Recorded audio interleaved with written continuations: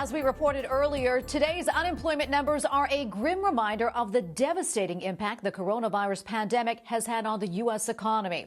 The U.S. Labor Department report for the month of April shows a loss of more than 20 million jobs.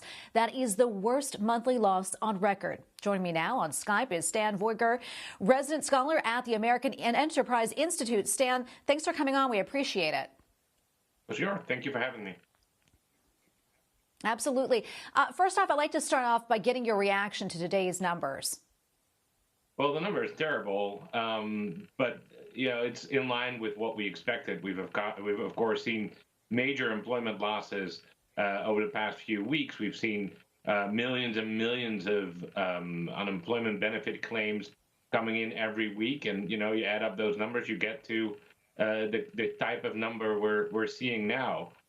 But that doesn't make the situation less disastrous. The pace of job loss is much faster than it was even during the financial crisis. And so this is very worrisome.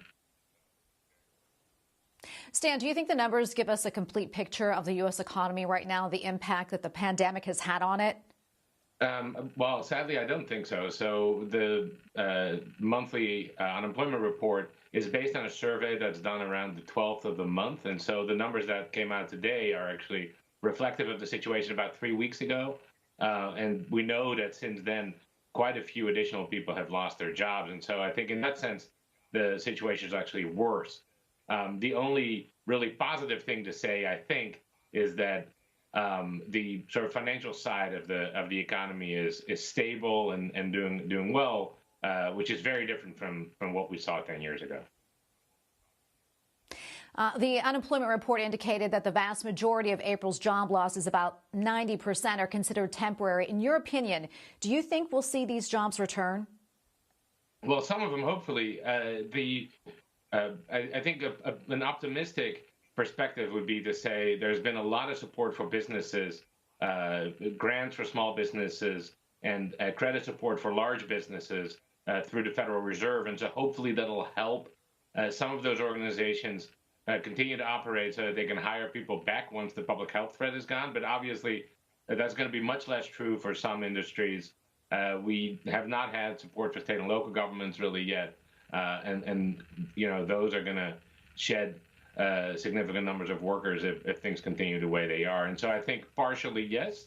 But one thing to keep in mind is even if everyone whose layoff is quote unquote temporary, according to this report, were hired back immediately, we'd still be pretty close to a 10% unemployment rate. And so, the numbers really are not good at all, even, in those reasonably optimistic scenarios.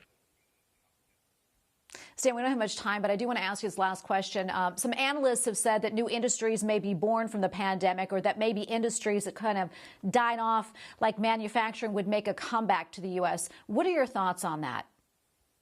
Well, I think there's a few things that are important to keep in mind. In the report today, we saw in the industries that had some employment growth, right, and that includes things like delivery, the numbers are in the thousands, right? So that definitely doesn't make up for the losses. In manufacturing output is higher than it's ever been really in the U.S. And so there, the changes are much more about automation than about anything else. And, the service industries are just the lion's share of U.S. employment. Something people don't realize is that there's more people who work in restaurants and in food preparation than in all of manufacturing right now. And so I just don't think that those kinds of, returns of some the return of some manufacturing from abroad, or new delivery services, those are not going to make up for the kind of losses we've been seeing. Well, Stan, thanks so much for coming on and for your analysis. We really appreciate it. Stan Veuger, resident scholar at the American Enterprise Institute. Thanks again.